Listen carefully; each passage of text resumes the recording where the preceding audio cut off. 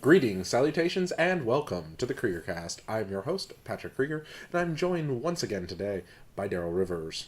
This time, sadly, sans Stephanie. Indeed. That was a good dynamic last time. Indeed. Indeed. So, today, listeners, we are going to do a little bit of cleaning up. We have some things to cover that we did not cover last time, because there's been new information. That is this. And as you might have heard, listeners, I just sat a tea tin down in front of Darrell with 2 pods of tea left. So this is pu'er tea. Yeah. So the type of tea that I thought it was the type of tea I thought it was. Yeah. This is great, and it can be yours for the low, low price of $22 a container. Yeah, so that's Pete's, and they actually do a pu'er tea. And they still do sell it, but it is limited edition, so it's only available for a short time each year, and if you were to currently go on their website, it is no longer for sale. But it does still come in the same cool tin, but it's terribly colored now. And just to revisit something about the age of the tea plant and tea leaf size, this comes from tea trees. Yes. They're saying they're old growth tea trees. Ancient. Indeed. And a lot of teas will go for the smaller tea leaves. Top 2 leaves only. Like the orange pico, which is that particular age and size of leaf. And so these are, a lot of people don't go for the old tea leaves. But this is a pu'er made with those old tea leaves. Now let's crack this thing open and you can take a look at it. Pass me the keys over there. Key sound effect. Add that in later. Ooh, that was good. Oh, okay. So they're little bricks. Yeah. Interesting. These are old little bricks. Yeah. I bought this container back in 2012. So, still smells like it used to. Yeah, it's I keep it airtight. It's a very like earthy tea. Yeah. When I brought it bowling with me, because yes, only the best teas are bowling teas. America's pastime. My friends who partook in it said, "Wow, this tastes like mud." Really? Yes. Okay. And at that point, it was fresh. So. All right. So we will try that a different day. Yes, I'll see about getting us some fresh stuff, and we'll try that. Oh no, we could try that. There's only 2 pods left, and Got to do it. It's 6 years old, man. All right. Yeah, I just found that in the pantry, and I thought that would be warrant a callback. Also, dear listener, we are enjoying a green tea latte today. No. Go back and listen to the horror story about making a Kreeger latte. Indeed. So, we have an interesting episode ahead for you today. We're going to be talking about our trips overseas. Darrell did indeed go overseas more recently than I, so why don't you start off? You went to... I went to Greece. Wow. So, I started in Athens. Well, we got to talk about flights. Every time I convince myself it would be cool to have like a 5-hour layover somewhere. And then you can go out and see something. Well, you had such a good experience in Paris way back when. Yes, sort of. I had an 18-hour layover in Paris. And I walked around Paris all night. And it was kind of cool. It was a surreal experience to see that entire city shut down. It was a Sunday night. And by midnight, there was no one on the streets. And then I was looking for literally any shop to be open. I wanted water or something. And I kept wandering around to no avail.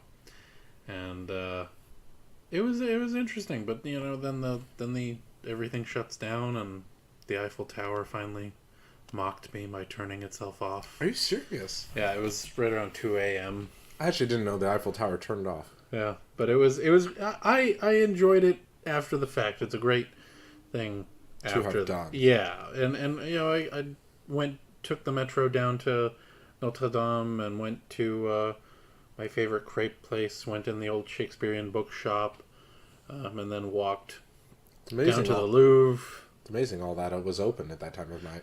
Well, no, it was the evening then, and then as the day went on, it got later and later. And who knew that midnight in Paris, unless it's a Saturday or a Friday, there's nothing going on. Much like the movie, actually. Indeed, though, I didn't meet Salvador Dali. That is a shame.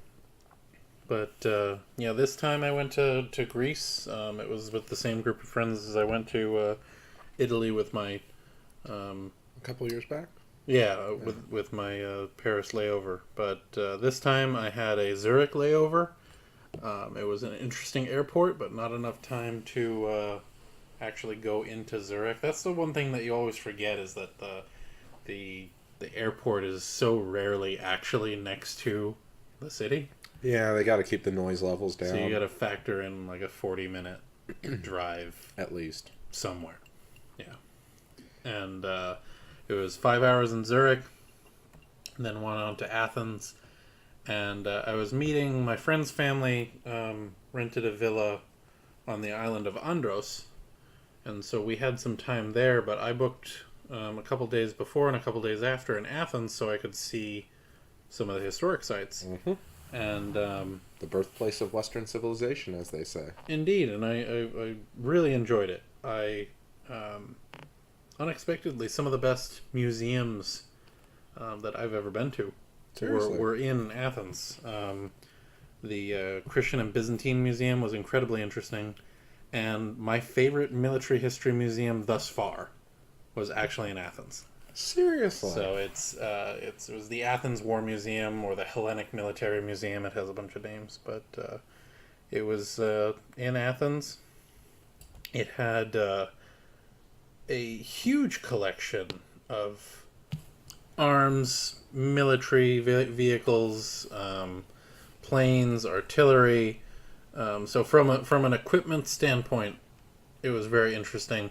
From a historical standpoint, they went, from prehistory through the city-states, through Alexander, the Roman period, medieval Greece, Byzantines, and they, in chronological order, had some very interesting things. And of course, because I have my odd proclivities for Ottoman history, there was actually a lot of interesting Ottoman items. They had captured battle standards from the Ottoman Empire, and just a very interesting collection. It had a lot of unique items that I hadn't seen before. Armored artillery from World War One.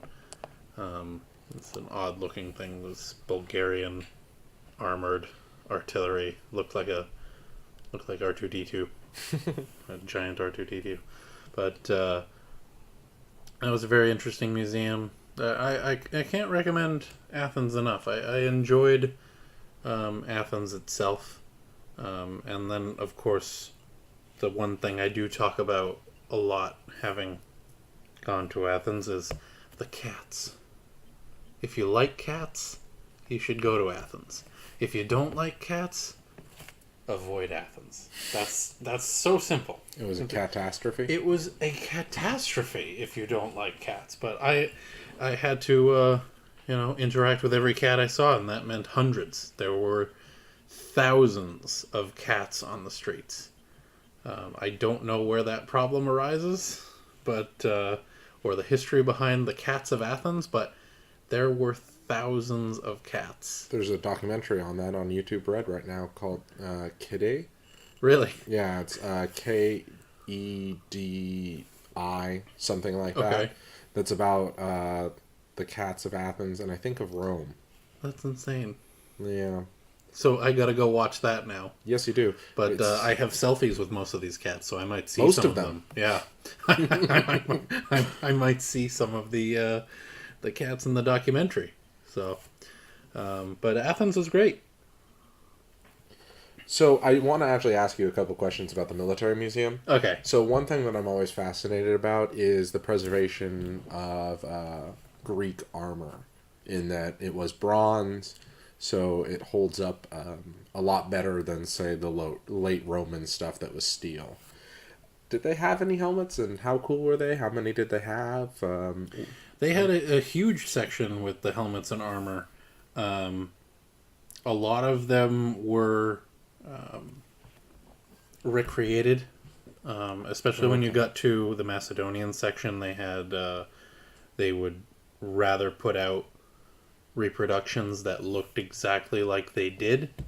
I know they have them in the collection, but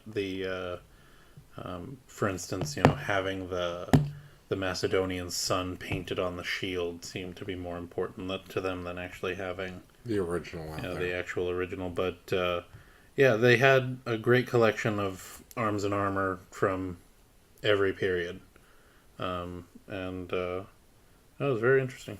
Wow. So we talked about the cats. We talked about that. I want to hear you about your trip to the Acropolis.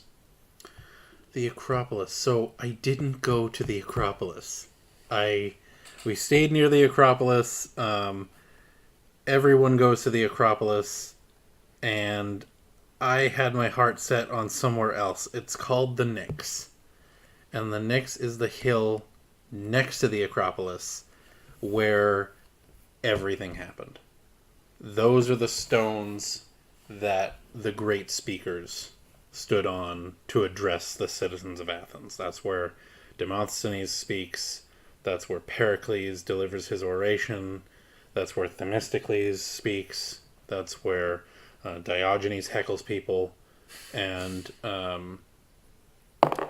it was a profound experience to go there and actually see, this is the clearing where, all the citizens of Athens would gather. This is where a lot of the great votes took place, and this is the actual birthplace of democracy. Now, the Acropolis is cool. It's where, it's a recognizable landmark. You can see where the commercial heart of Athens is, the religious heart of Athens is. There's the agora, where the actual commercial and economic heart of Athens. But the Nix was a very powerful place to be, and very surprisingly, there were no other people there. That's and I don't know why. It was. I'm sure there were tour groups that went through. There was adequate signage, but there was no one else there. There were thousands of people walking up to the Acropolis, and that was like €30 to go up to the Acropolis, but Seriously? one was at the Nix, and that's the famous view for everyone. I mean, that's where most of the paintings are, where you see the Acropolis in the background, and the actual figures are, on these 3-tiered steps at the Nix.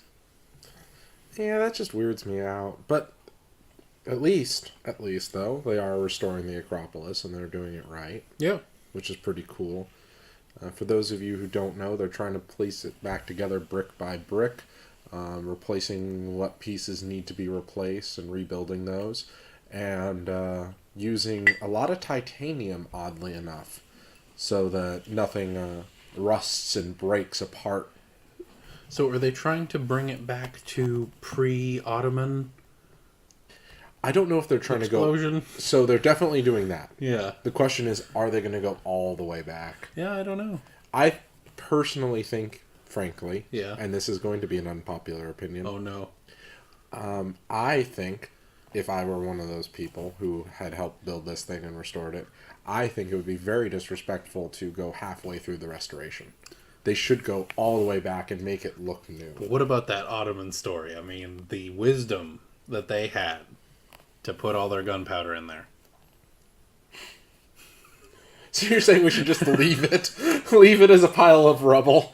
No, I mean, it has deteriorated since that explosion, and yes, the Venetians did also use it as a storage before the Ottomans did, but I always like talking about that. Yeah, it always saddens me a little bit, but I'm glad they're restoring it, and I even heard that there's still talk about restoring the Colosseum. Yeah. I would love to see that someday. You know, just a fully restored Colosseum. Yeah, they're always working on something on the Colosseum, but I don't know about actually restoring it to its original. I mean, that's a lot of the marble is being used elsewhere. Yeah, but you can get So, more. You can. I love that there was this guy who desperately wanted to do this, and so he got a ton of funds together to restore the Colosseum. Not enough to actually do it, but, you know, enough to get a good start going. And the Italian government said thanks, but no thanks. So he's like, what if we build a 1-to-1 scale replica of it, like a mile away? They're going to go for that? Well, that got more traction, but I don't think anything ever came of it. But this was only a couple of years ago, so maybe. Maybe. I think, you know, we should do those things, like maybe even resheathe the Great Pyramid. You know? Restore it. All right. That's a lot of material. And the gold capstone. You going to contribute?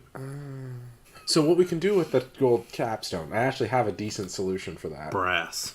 No. Gold plated. No. But close. Hologram. Just make it a 1-to-1 replica of the Luxor. Yeah. Just throw everything out. Build the Luxor in Egypt. Yeah. No, what I was thinking is anodized aluminum cap. You could have it be gold. Interesting. So, I mean, I would love to see like a VR replica of these things. So when you actually like an look at it, augmented reality. Yeah, you look at when you actually are on the site. You look at it through those glasses, and you see this is what it would have looked like. But actually resheathing the pyramid, I'm not quite sure about. Now, why aren't you sure about it? In terms of cost, or in terms of disrespecting, or I don't know. I mean, historic preservation is such a tricky subject. But it was resheathed multiple times in its history. Yeah. Stuff wears out. Yeah. It'll keep decaying if we don't put another sacrificial layer on it. So are you talking about putting like the stones, or actually putting the like the limestone? Yeah, doing it right. All right. You know, doing it right. Not doing more damage. Okay. I'm not talking about... But rebuilding the pyramid. I'm not talking about rebuilding the pyramids. Refinishing the pyramid. Refinishing the pyramids. Okay. Wow. And I remember distinctly when they were going to do the thing in Rome. This would have been really, truly awful. But they were considering redoing the Colosseum in orange, where the new components were. So you could see what was original versus what was new. I thought you were going to say bringing back gladiators. No.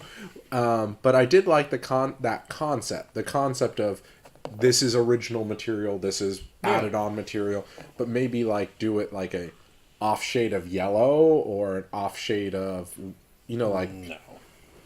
Well, no, not like yellow like a taxi cab, but I mean like a faded, you know, sort of color.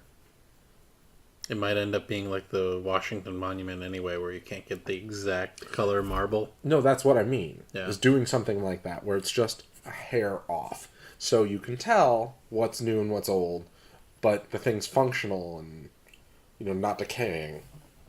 Yeah. So anyway, that was a bit of a tangent, but that's what that's We're what it's for. Newsflash, we are going to rebuild the pyramid. Yes. We'll get to, what is that? Everything is awful. Yep. Everything is awful. The people who want to build the pyramid out in Arizona. Oh, okay. Out of, sand? No, more practical than sand. Less practical than stone, more practical than sand. Jerry Maguire tapes. Oh. They want to build a pyramid out of Jerry Maguire VHS cassettes. That's something worth striving for. Indeed. And again, slightly more practical than sand. Yeah. Less practical than stone. Yeah. So, you went to the Knicks. You went to the military museum. I heard rumors that you crossed paths with Templars. With Templars? Yes. Oh, yeah. On the island of Andros, there are a lot of archaeological sites. There's some Neolithic sites. There's some classical Greek sites, but there was a ruins of a Crusader castle. Oh, I'm sorry. Frankish Crusaders that like an 11th century castle, and it was next to a beach. It was the only beach I liked because it was next to a castle, but it was very cool to see that. It seemed like a hastily constructed castle. It wasn't like it was falling apart, and it wasn't. It was constructed out of the stone that was in the area, not which was kind of crumbly, as it were. So And functional. it was great. It was great to see it there, and but for the most part, I'm not a sun person. I don't unless I'm wearing enough wool. I'm not keen on sunning on the beach. No, we of Irish descent do not do well. Yes, I need to be adequately covered. So I Andros was great for the food and the nighttime, but the sun killed me. I mean, that's fair enough. That's fair enough. So, you were on the Aegean at one point. I was on the Aegean. I did drop one of your buttons into the Aegean. It lives in there now. I was hoping you would bring that up, but I was going to let you bring it up in your own way, in your own time. In my own pants. In your own pants. And we'll get back to the button story in a moment. Okay. But I actually do want to ask, why were you out there? Were you on a dinner cruise? Were you on... No, I mean, the Andros is in the middle of the Aegean. Yeah. And we just happened to be out. Oh. Yeah. Okay. So, as you listeners may or may not know, based on our jacket conversation from a few days ago, I have my own personal button. It's very exciting. It is very We exciting. had it made, struck up in 2 different metals, Yes. so you couldn't decide. Got brass and bronze. And the brass was a mistake, because everyone prefers the bronze. I like the brass. It's it is, traditional. True. And Please but, tell me, though, that the button you dropped was a bronze one. oh, it was a bronze one. Good. Yeah, Good. because it was Greece. Well, not only that, but the brass Bronze Age people. brass doesn't hold up well in the ocean. Hmm. A brass button would probably only have a lifetime of like 120 years in the ocean, but a bronze button can last thousands. Interesting. So, I mean, it's conceivable someone could theoretically find that bronze button, but if you dropped a brass button, the odds of that are not likely. Huh. But yes, the bottom of the Aegean. Yeah. So, dear listeners, that's a mission for you. Go find that button. Now, you've dropped your buttons in various historic sites. No, actually, no. Historic in loose terms. There was that car thing. Car thing. The car hinge, not quite Oh, car yes, hinge. yes. So I wouldn't classify any of these sites as historic, but they were interesting sites, points of interest. Well, I mean, Ruabos Tea is tea, so these could be historic sites. So, yes, dear listeners, I did leave a button at Carhenge, which is somewhere in Texas, outside of, I think, Amarillo? And the Arch. I left one at the St. Louis Arch. Yeah. So, yes, wherever I go, I will leave a button. Not necessarily everywhere I go, but with the intent of someone finding it. I've yet to have anyone tell me they found one. So Viral marketing. I suppose you could look at it that way, but it's for my own personal enjoyment. Yeah, for your own reasons. That sounded awful. But, yes, this is going to sound lame, and I hate that I'm opening up this way, but, I've spent most of my life collecting buttons and belt buckles and yada, yada, yada from different organizations and countries and what have you. And finally I have my own. Yeah. And maybe, just maybe, someone out there... I mean, you've enjoyed the dig, You've enjoyed the collecting or the actual, finding of it in the wild. So, I mean, why not be part of that? Exactly. Yeah. I, too, can live rent-free on someone's shelf. Yeah. Though it's not as mean as my friend Brett, who he makes Civil War bullets, and he would drop them at various. Civil War battlefields? No, not at Civil War battlefields. That would be even worse. But he was on a couple military exercises. He would drop it on a base and hope that some young soldier says, "I found a Civil War bullet." Oh gosh, that would probably happen. I wasn't sure whether it was a bullet or a button, but it was something to that effect. Interestingly enough, the only buttons I've found in the field, Boy Scout buttons. You find Really? them at a lot of campsites. Really?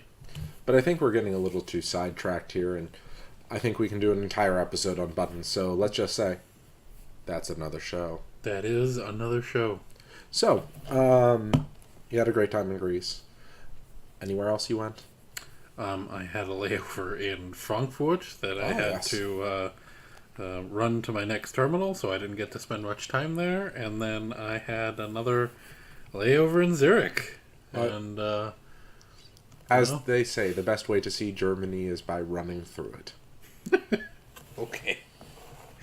Yeah, no, it was a great trip. I found various antiquities that I got to take back. So, Legally. Oh yeah. No, I wasn't like picking up various sites. No, there was a little antique district in the tourist district is Plaka. It's the old 18th and 19th century town, and that is has its fair share of T-shirt shops and juice bars. But there was one block over has quite a few antique shops that had a lot of interesting finds, and of course I'm looking for Ottoman things, so I found an Ottoman inkwell that I had been looking for a really long time, and I found some signet fobs, some things that go on the end of a watch chain that are individual signature signets from the Ottoman Empire. So some interesting finds. I'm always looking for Ottoman things in Greece. Even I didn't tell anyone that, but Well, I mean, it does make sense, and I'm sure the Greeks are happy that it's leaving. yes, it's finally gone. Though some Turkish things were interesting because they really hadn't left, like the coffee culture. I mean, the Turkish coffee, or they call it Greek coffee, and they insisted on this one particular guy insisted that the Greek coffee was better if it was in a brass, the little pot, as opposed to the copper, which was Turkish. And though they sell more of the Turkish one, of the copper one, so I don't know if that was true. But on a tangent, though, when I was in France last, no, actually, it was the time before last. There were Turks there. No. Oh. But I met a bunch of French people that were saying that they wished that someone would come along and tear down the old German bunkers and get rid of them. Okay. Because they were destroying the sight lines at the beaches. Yes. Yeah. Yes. A wall along the Atlantic, as it were. Yes, they weren't too happy about that. And the jungle gyms that are on the beach? Or are most of those gone? They were a bit of a tetanus hazard. Oh, okay. So they were removed. Yes. Yes. Although, on a side note, it is interesting how much D-Day flotsam still washes up. Wow. When I was there, this was 2009 when I went to the beaches of Normandy. Mm-hmm. The day I was there, an M1 Garand washed up on shore. Wow. So, I mean, there's still stuff washing up. Yeah. So, anyway, before we get off of your Greek adventures, let's talk about food. You get to experience anything interesting? I got to experience lots of goat and lamb. And oh gosh, your goat head stuff. No, that is something that I really want to try in Mongolia. That's not I did not try any sheep's heads in Greece, but sure. The Mongolia is a different episode. But there were these little fish that were akin to sardines that were fried that were very good. They were not for the faint of heart if you didn't like little fish eyes staring back at you. And I think there were two things that I actively look for now as I'm back. And One are lucamares, which are these little donut things that are covered in honey. Okay. And the other thing is this round bagel-like bread that's a ring covered in sesame seeds. It's koluri in Greek, and it's yet another thing that is of Ottoman origin. But they, and it's simit in Turkish, but it's they sell thousands of these every day, and they're absolutely delicious. They're like a quarter, and they're this Greek bagel type thing that everybody eats for breakfast. I've never heard of it. It's brilliant. Is there a Greek market around here you could go try out? I might get them from a Turkish bakery nearby. That's a sin. But yeah, I've been found out. Anyway. So we're gonna Ottoman apologist. Out it. Presumably at this point, we're going to be talking about my last adventure. Yes. When did you last leave the country, and where did you go? So unfortunately, it's been quite a bit of time since last I left the country, with the exceptions, of traveling to Nevada. Yes. That foreign state. Anyway, sorry, never mind. I went to England back in 2015 for the 800th anniversary of the signing of the Magna Carta. So jealous. This was one amazing trip. Now, listeners, the reason I got to do this is my mother's a rather influential and esteemed lawyer. She got welcomed by the American Bar Association to be a part of a contingent of American lawyers to represent the United States at this event. It was kind of funny. It was like the Anglosphere was getting together. There were the top lawyers from the United States, Canada, Australia, New Zealand, the Commonwealth nations, as well as the United States, got together and they did a tour of the UK. So we went to Ireland, got to meet with the American ambassador in Ireland, as well as go to one of their top legal schools. We then went to England. Oddly, we never did anything in Scotland, or Wales. I guess they don't matter. There's nothing of legal significance there. None whatsoever, None apparently. So then we went to England. We got to be part of the last group that got to have a festival, or not festival, but dinner at the English equivalent of their Supreme Court, which was kind of cool. I'm expecting you to correct me and tell me exactly what that group is called. No help. Okay. Well, we apparently people abused the facilities. Oh, really? Yeah, so they stopped holding events there after us. And thanks to a little bit of string pulling from a couple of the people that were part of the American ABA, American Bar Association, we actually got to have dinner at the House of Lords, which that was amazing. Yeah. That necessitated a new suit. Their invitation cards were on the thickest cardstock I've ever seen. And you had to present it at the gate and go through security and all that jazz, and the food was all right. But it's really cool to have that view from that side of the Thames. Indeed. Like everyone's looking at it, and Yeah. you get to look out from it, which is really cool. That was one hell of an experience. One kind of cool thing, I always take note of silverware patterns wherever I go, because I have a collection of forks, just forks. And I noticed that the House of Lord has their own, not silverware, but flatware that's silver plate. And I thought that was kind of funny. Wow. That they don't have silverware. Yeah. But it was very good quality. And did it flatware. have the gate on it? Yes, it had gosh, it's not actually a gate. There's a very specific name for that thing. Portcullis? There we go. Yeah, it had the portcullis on it, which is really cool. I would say Trader's Gate, has a portcullis. But it was just, I was picking up what you were putting down. We also got to go to the American Embassy in London, well, near London, which was really cool.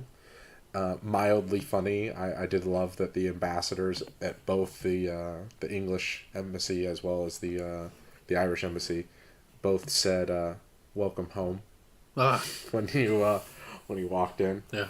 I thought that was kind of neat. But the big event was the event at Runnymede. This was the 800th anniversary of the Magna Carta, one of the most significant documents in world history. A lot of things that we kind of take for granted come from it, like the concept that the king is not above the law, Yep. as well as that a law must be written before it can be passed. We were talking about de facto laws. That concept comes from Magna Carta, which is something I didn't know until I was going to this event. And ex post facto? That's what I meant. Yeah, Yeah. where you can't be charged With a crime. after the yeah. fact. Yeah. If you commit a crime that wasn't a crime at the time, but then becomes a crime later, you can't be charged for it. That comes from Magna Carta. And so, as part of the lead up to this event, we actually got to go see a copy of the Magna Carta. We oddly got to see a copy of the Declaration of Independence and the Constitution, because they did this whole thing about important legal documents that are based off of it. 800 years of legal documents that are based off Magna Carta.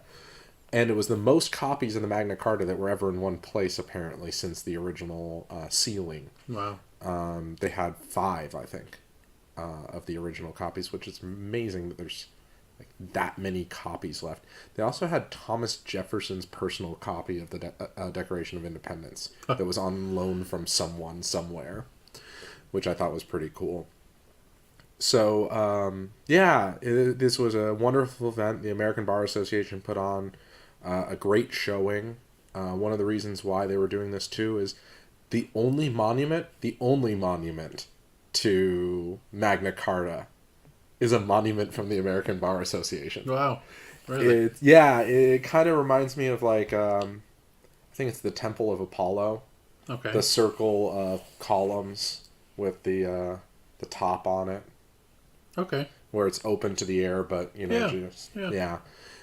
And then it has the Magna Carta in, I think, bronze. Amazing.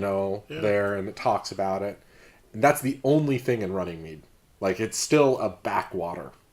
Now, I don't know how much truth is this, but as part of, like, the build-up to it, they were talking about why Runnymede was picked as the location for the signing. Mm-hmm. And they argued that the reason was that it's fairly swampy, and so people had to come on foot rather than on horseback.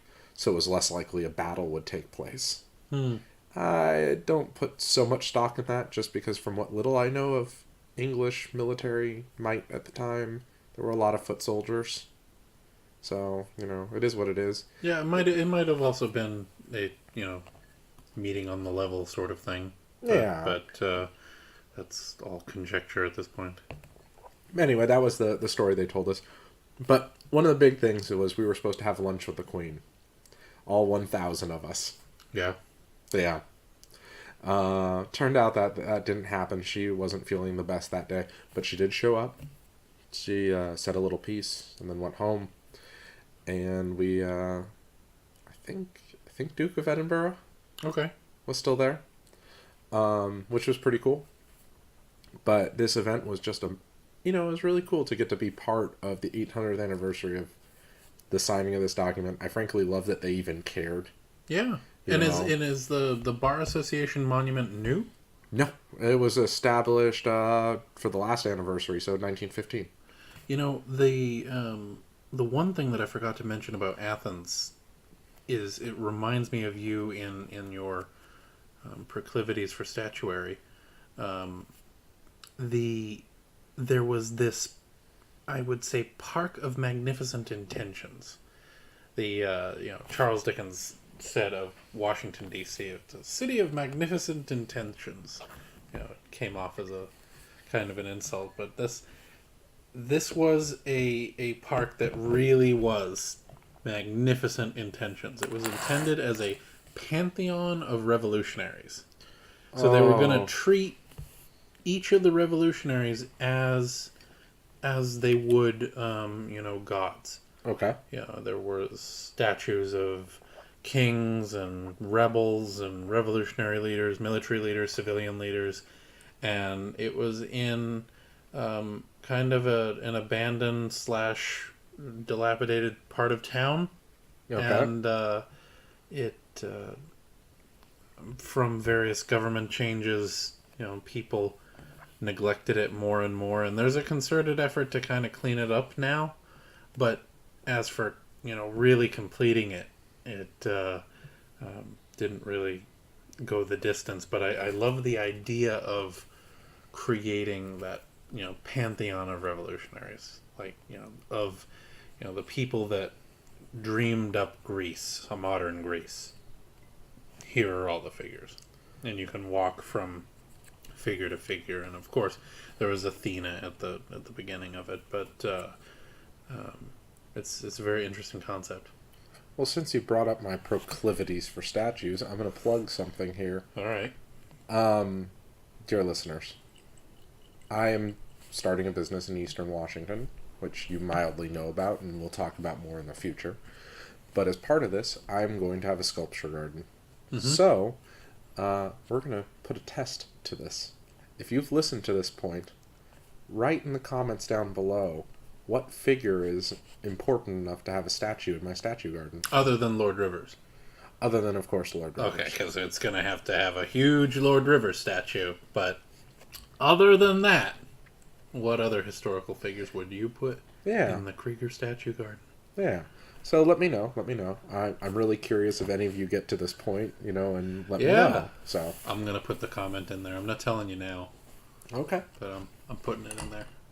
So, anyway, we both had really interesting experiences traveling overseas. That's absolutely profound that you got to go to 800 Magna Carta. Yeah, I'm still frankly in shock that my mother was able to pull that off. Not only that, the dinner at the dinner Lords, at the Lords was brilliant. That's just utterly ridiculous. And you got a suit for it. I got a suit for it. Not tails. And I think I brought my mug. I think I brought my mug to the House of Lords. Did you really? And by I know I brought my mug to the House of Lords. And did they fill it? I can't remember. It's a modern Britain. They might have done it without even a raised eyebrow. I did offer to buy some of their silverware. Ah, yes. And they in their to fix the austerity problem, they're going to start hawking their silverware. In their defense, they did spend a lot of time asking around to see if they could, and no one found out if they couldn't. But they weren't about to do it if they couldn't figure out if they could. Yeah. So they just said, "Yeah, we don't know what it costs to replace, so we can't help you out there." But I found that most places where I ask for silverware, they're like, "Okay, yeah, $25, you're cool." Yeah. So. I brought you a Swiss Air spoon. Yes, which I actually use now daily. It's a very good spoon. It's a perfect spoon for adding honey to my coffee in the morning. Exceptional. Indeed. So any other notes about this Magna Carta trip? Well, I mean, there's personal notes about, of course, I went to the London Silver Vaults. Really? Yeah. Are you familiar with the London Silver Vaults? No. So, back during the war, callback reference. So the English Civil War. Yes, back during the English Civil War. No, back during World War II, there were all these little silver shops throughout London that were worried about their stuff getting destroyed. Mm-hmm. So there was this massive bank vault that had just been built. And I mean massive. We're talking city block by a city block by 3 stories. Wow. Bank vault. Yeah. Wow. That was built in London for a bank. Okay. The bank that was supposed to go there had dealings that fell out because of the war and kind of went under, and this building needed some sort of use. Okay. So they invited all the jewelers and silverware providers to come and store their stuff in this bank vault. And eventually, so let me set the stage for you about the design of this thing. It's like a floor of a normal building. Mm-hmm. And then in the floor of the normal building, there's 3 or 4 rows with little apartment sort of cells. Each cell is a safe. Wow. So, like, not only do you have to go through massive steel doors that are shut every night, but each individual little cell has its own doors that lock on it, like its own little bank vault. Each one of these is like the type of bank vault that you would find in a major town. Wow. You know, like, we're talking about rooms that are like... This sounds like the plot of a movie. Oh, I'm shocked that this doesn't show up. Actually, no, I'm not shocked that this doesn't show up in a movie for a reason, which is cameras are strictly verboten. They don't allow anything in. So each one of these little cells is like maybe 16 feet by 20 feet. So pretty massive. And they have locking doors. And each one of them is a store. Wow. Each individual cell is a store. Some stores have 3 or 4 cells. Some stores have cells that are like separated, you know, throughout the area. And I think there's only one floor that's accessible to the public. Huh. The other 2 floors are like legitimately for other silverware companies and stuff to use. But the key aspect about this, and the reason why they call it the silver vaults, is for the publicly accessible floor, everything that's on sale has to be silver. And so you can find full sets of silverware there. You can find massive silver sailing ships that are like 3-4 feet long. Some of the most unique pieces I've seen there was a silver-plated Gatling gun. Wow. A silver-plated Maxim machine gun. With silver-plated bullets to go with it? Yes, actually. Wow. And a silver-plated carriage that it, you know, would mount to for use. Yeah. I mean, this isn't all of which were disarmed because, you know, it's England and all that. But I mean, you've never seen anything like this. There's literal metric tons of silver here. Did you get anything interesting? Yes, but not of silver, oddly enough. I can't reveal who, because, again, Silver Vault rules are very strict. There is nothing but silver for sale. But I did buy a British sovereign that I have on good authority was put there during the Blitz. That's great. So, like, it just sat in someone's box since the Blitz down there. Yeah. Which is just awesome to me, to have something that... What year is it? That particular one, Young Victoria. Oh, wow. Yeah, it was Young Victoria, so I don't know, 86. Because remember, her portrait got updated 3 times. Because I have like a mid Victoria. Yeah, there's 3 portraits, and that's the Silver Crown, and that's I think 78. Yeah, the one that I have, because I have it, you know, to have period pocket change. So I know we got it. That was.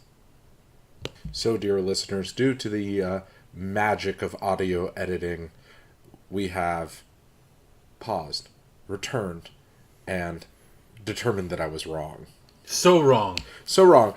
It turned out the British sovereign that I thought I got in the London Silver Vaults featuring Young Victoria was in fact featuring middle-aged Victoria. Indeed. And that one should be from 1888, if I'm not mistaken. 1887. Wrong again. Ooh. And then you do have a Young Victoria, though. I do have a Young Victoria. 84, I think. Yeah. And that is... You got that where? I got that in the Antique District in Ireland. In Dublin. There's like a little jewelry antique district. Yeah, I always find that most of the antique stores in Ireland are jewelry and furniture that costs thousands and thousands of euro. There's never like the...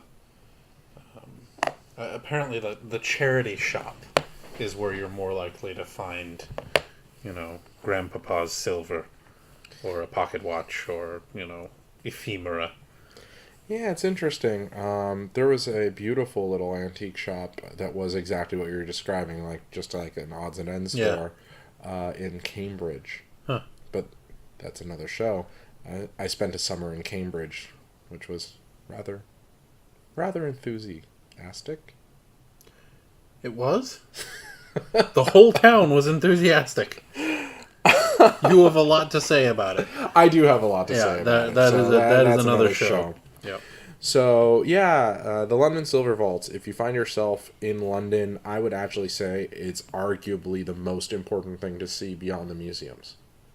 So, like, you know, go do the Victoria and Albert, go do the Natural History Museum, the British Museum, the Museum of Science and Technology, and there's one more. Skip the Tower. Skip the Houses of Parliament. No, skip Westminster Abbey. Don't skip. Just go directly to the Silver Vault. I wouldn't say skip the Tower of London, but do be prepared that the Tower of London is very expensive. Oh, yeah? Yeah. I don't remember it being expensive. It's like £35 to get in. Oh, wow. Considering most things in London are free. Yeah. It's weird seeing something be £35 or so. Which is just unusual to me. Actually, when we did our Magna Carta trip, we did do a tour of the tower, which was really nice. Though, my God, was it rushed. We were there for like half an hour. Oh, and they're just pushing people through. They just said, enjoy. We're here. Go. Oh, I remember mine being very detailed. Oh, well, no, they do great tours. Yeah. It was just that this particular tour had to get us back at a specific time, and traffic was... So I remember the chapel was very interesting, and they actually have the Royal Fusiliers Museum in there as well. And, of course, the Crown Jewels are there, and that's a separate exhibit. I don't remember much about that. And then the White Tower is just...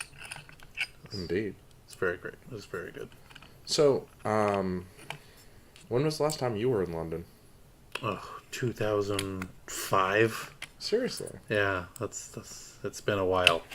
Yeah, the last time I was in London was in 2015, but I've spent quite a bit of time in London, and yet have still only casually been into the gift shop of the Victoria and Albert. That's the best part of any museum. The gift shop? Yeah, I think it's this is one of my mildly ashamed of admitting, but I love the gift shops at museums because it's almost like seeing what they distill to the public. Like, what can you take what's home? Important about the museum. And what can you take home from that? Like, for the British Museum, there were so many Lewis Chessmen, between statues and actual chess sets and postcards and Rosetta Stones. There was, a small Rosetta Stone, a life-size Rosetta Stone. You can buy a life-size Rosetta Stone. I think you can. They're resin ones. There's actually in one of the British museums. Yeah. Is it the British Museum or is it the Museum of Natural History? It's in the British Museum. Okay, at the British Museum, there's an entire exclusive store that sells replicas of what's there, like 1-to-1 replicas. Oh, interesting. Yeah, like museum grade I don't quality know about things that are like tens of thousands of dollars. You can buy the Sutton Hoo helmet. Almost, yeah. Probably. It's mostly Egyptian because why not? Yeah.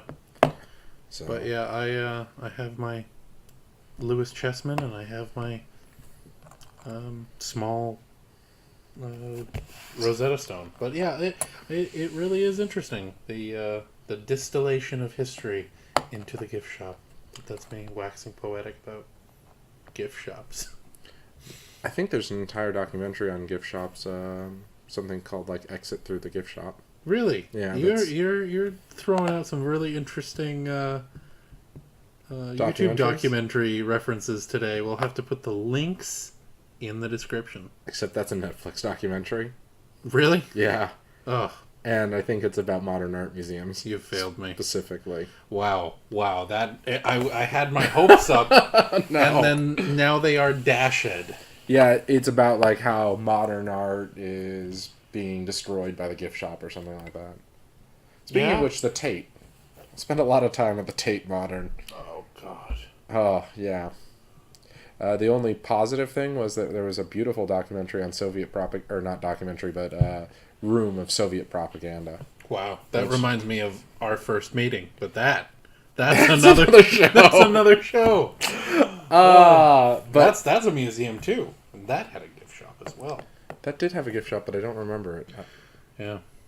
But, yeah, anyway, thank you, listeners, for joining us on this rather random It has travel, it has silver, it has buttons, and we're going to revisit most of these topics again anyway. But Greece, it's a great place. You can learn a lot about the Ottoman Empire there, and you can go find the cats. Though you asked me about my favorite Greek food, and you went to England, you had your mediocre dinner at the House of Lords, I'm telling everyone. But what was your favorite meal in England? So, sadly, Review Bra has yet to do anything in England, so I didn't have his advice to go off of. So I just had to settle for some tossed salad and scrambled eggs. Ugh, I forgot about the customary Frasier reference. You strike again. Well, thank you, dear listener, for making it this far. That ruins the whole episode. Ugh. We hope to see you again. Not likely. Until next time, see you out there. Bye.